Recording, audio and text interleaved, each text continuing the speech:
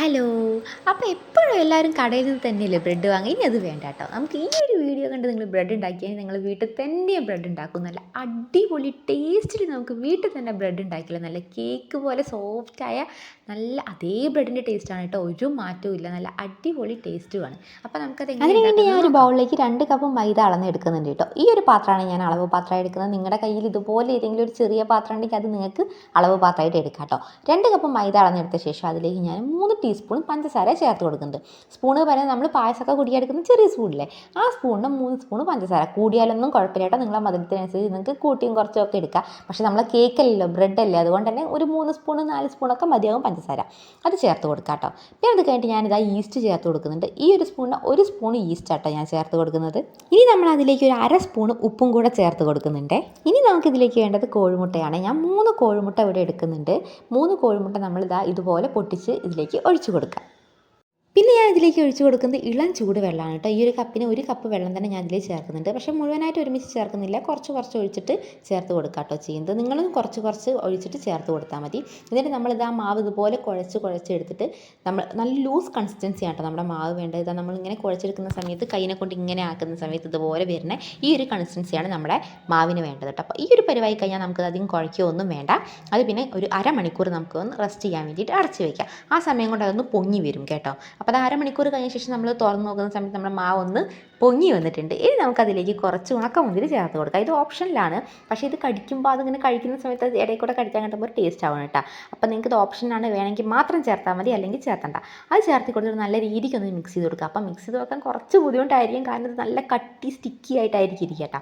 അപ്പോൾ അത് നല്ലപോലെ ഒന്ന് മിക്സ് ചെയ്ത് കൊടുത്തിട്ട് ഇനി നമ്മൾ ഏത് പാത്രത്തിലാണോ ഉണ്ടാക്കുന്നത് ആ പാത്രത്തിൽ നമ്മൾ കുറച്ച് എണ്ണ തടവി കൊടുക്കുക. കാരണം നമുക്കിതൊന്ന് തണുത്ത് കഴിഞ്ഞിട്ട് ഉണ്ടാക്കി കഴിഞ്ഞാൽ തണുത്ത് കഴിഞ്ഞാൽ നമുക്ക് ഈ പാത്രത്തിൽ വിട്ട് കിട്ടാൻ വേണ്ടിയിട്ടോ നമ്മൾ എണ്ണ തടവി കൊടുക്കുന്നത്. ഞാനൊരു ഷുഗർ പേപ്പറും കൂടെ വെച്ച് കൊടുക്കുന്നുണ്ട്. ഷുഗർ പേപ്പർ നിങ്ങളുടെ അടുത്തില്ലെങ്കിൽ നിങ്ങൾ വെച്ച് കൊടുക്കേണ്ട, അത് ഓപ്ഷനിലാണ്, വേണമെങ്കിൽ മാത്രം വെച്ചാൽ മതി കേട്ടോ. എന്നിട്ട് അതിലേക്ക് നമ്മൾ നമ്മുടെ ഈ മാവ് ഇട്ട് കൊടുത്തിട്ട് നല്ലപോലെ ഒന്ന് ആദ്യം തട്ടി കൊടുക്കുക. പിന്നെ നമ്മൾ ഈ സ്പാച്ചിൽ വെച്ചിട്ട് നല്ലപോലെ ഒന്നത് ഒരു ഷേപ്പ് കിട്ടാൻ വേണ്ടിയിട്ടൊന്ന് സെറ്റ് ചെയ്ത് കൊടുക്കുന്നുണ്ട് കേട്ടോ. കുറച്ച് വലിയ പാത്രം തന്നെ എടുക്കണേ, കാരണം നമ്മുടെ ബ്രെഡ് പൊങ്ങി വരുന്നത് കൊണ്ട് ഇത് കുറച്ച് വലുതാണെങ്കിലാണ് അത് പുറത്തേക്ക് പോകാതെ നിൽക്കുള്ളൂ കേട്ടോ. എന്നിട്ട് അതിന് ശേഷം നമ്മൾ ഗ്യാസിലൊരു ഇതുപോലൊരു പാത്രം വെച്ചിട്ട് കുറച്ച് വെള്ളം ഒഴിച്ച് കൊടുക്കുക. എന്നിട്ട് അതൊന്ന് തിളയ്ക്കാൻ വേണ്ടി വെയിറ്റ് ചെയ്യുക. എന്നിട്ട് അതൊന്ന് തിളച്ച് കഴിഞ്ഞിട്ടുണ്ടെങ്കിൽ അതിന് മുകളിൽ ഇതുപോലെ എന്തെങ്കിലും, അല്ലെങ്കിൽ ഒരു പൊങ്ങി നിൽക്കാൻ വേണ്ടി ഒരു പാത്രമോ എന്തെങ്കിലും ഒന്ന് വെച്ച് കൊടുത്തിട്ട് നമ്മുടെ ഈ ഒരു പാത്രം ഇതിലേക്ക് ഇറക്കി വെച്ച് കൊടുക്കുക. എന്നിട്ട് അത് 20 മിനിറ്റ് മൂടി വയ്ക്കുക. എന്ന് വെച്ചാൽ ഗ്യാസ് ഓഫ് ആക്കിയിട്ടോ. അപ്പോൾ ഈ ഒരു മാവ് ഒന്നുകൂടെ പൊങ്ങി വരും. എന്ന് വെച്ചാൽ നമ്മുടെ പുറത്തുള്ള ആ ഊഷ്മാവിനനുസരിച്ച് ചൂടാകുമ്പോൾ ഒന്നുകൂടെ പൊങ്ങി വരും കേട്ടോ ഈ മാവ്. അതിന് വേണ്ടി നമ്മളിത് ചെയ്യുന്നത്. എന്നിട്ട് ഇതിന്ന് ഇറക്കിയെടുക്കുക. ഇനി നമ്മളിത് ഉണ്ടാക്കിയെടുക്കാൻ പോകുന്നത് കുക്കറിലാണ് കേട്ടോ. അതിന് വേണ്ടി നമുക്ക് പഴയ ഏതെങ്കിലും ഒരു കുക്കർ, പഴയതല്ല ഏതെങ്കിലും ഒരു കുക്കർ നമ്മൾക്ക് വെച്ച് കൊടുത്തിട്ട് അതിൽ അതുപോലെ ഒരു ചെറിയ പാത്രം വെച്ച് കൊടുക്കുക. എന്നിട്ട് നമ്മൾ നമ്മുടെ ഈ ബ്രെഡിൻ്റെ ഈ ബാറ്റർ അതിൻ്റെ മുകളിലേക്ക് വെച്ച് കൊടുത്തിട്ട് ഇതുപോലെ ഒരു ഭംഗിക്ക് വേണ്ടിയിട്ട് ഉണക്കമുന്തിരിയോ എന്താ നിങ്ങളുടെ അടുത്തുള്ള വെച്ചാൽ അതൊന്ന് വെച്ച് കൊടുക്കുക കേട്ടോ. ഇല്ലെങ്കിൽ കുഴപ്പമൊന്നുമില്ല.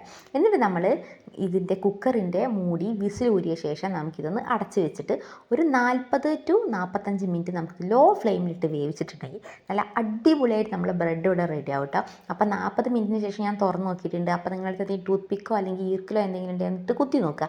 അപ്പോൾ കുത്തി നോക്കുന്ന സമയത്ത് അതിനകത്ത് ഒന്നും ആയിട്ടില്ലെങ്കിൽ നല്ല പെർഫെക്റ്റ് ആയിട്ട് നമ്മൾ ബ്രെഡ് ആയിട്ടുണ്ട് കേട്ടോ അർത്ഥം.